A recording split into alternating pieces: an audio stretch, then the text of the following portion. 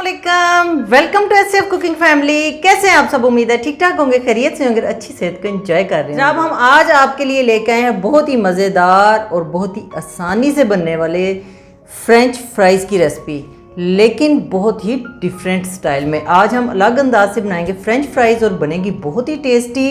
बच्चों को तो इतनी पसंद आएंगी, बड़े भी इसको बहुत ही शौक से खाएंगे। तो चलें फटाफट से बनाना शुरू करते हैं। लेकिन उससे पहले आपको पता ही है क्या करना है। चैनल पर अगर नहीं है तो चैनल को सब्सक्राइब करके बेल नोटिफिकेशन ज़रूर ऑन कर दीजिएगा। वीडियो अच्छी लगी तो लाइक भी कीजिएगा। तो चलें शुरू। क्रिस्पी फ्रेंच फ्राइज़ बनाने के लिए मैंने 5 मीडियम साइज़ के आलू लिए थे और उनको फ्राइज़ की शक्ल में इस तरह से काट लिया है और उनको 6-7 पानी से धो लिया है। इनका स्टार्च बिल्कुल रिमूव हो गया और पानी जब बिल्कुल शफाफ हो गया तो हमने इनको छोड़ा है अब यहाँ पे मैंने पानी रखा था बॉयल होने के लिए। इसमें कुछ भी नहीं डाला, सिंपल पानी है। जब गर्म हो गया तो इसमें ये फ्राइज़ डाल दी हैं और इसको हमने 3 से 4 मिनट इस पानी में पका लेना है और फिर इसका पानी ड्रेन करेंगे और इसको शिफ्ट करेंगे एक बोल में और ऊपर से डाल देंगे ठंडा यख पानी और 1 टीस्पून जो है इसमें नमक का डाल के इसको मिक्स कर देंगे और फिर हमने इसको आधे घंटे के लिए इसी तरह से छोड़ देना है।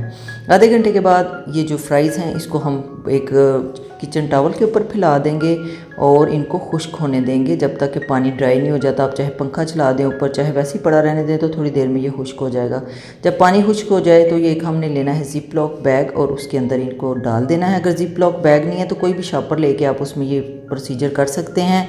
और 2 से 3 टेबल स्पून इसमें मैंने डाल दिए हैं कॉर्नफ्लोर के और इसको इस तरह से शेक करेंगे तो सारा कॉर्नफ्लोर ऑटोमेटिकली इन फ्राइज़ के ऊपर पेस्ट हो जाएगा। ये देखें कितना अच्छा सा कॉर्नफ्लोर की कोटिंग इसके ऊपर हो गई है।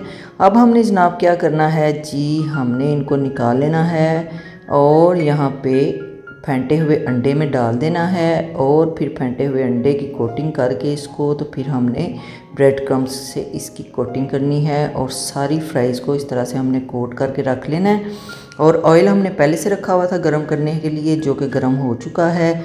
मीडियम फ्लेम पे हमने इसको 2 से 3 मिनट या ज़्यादा से ज़्यादा 4 मिनट लगेंगे अच्छा सा कलर आ जाए, क्योंकि 50% से तो कुछ ज़्यादा ही ये पहले कुक हुई हैं। तो ये देखें जी, फ्राइज़ हमारी रेडी हो गई हैं 10 मिनट में। और ये फ्राइज़ बड़ी डिफरेंट बनती हैं, बड़ी मज़े की बनती हैं और बच्चे तो इतने शौक़ से खाते हैं ना कि कोई बच्चा इनको इनकार कर ही नहीं सकता।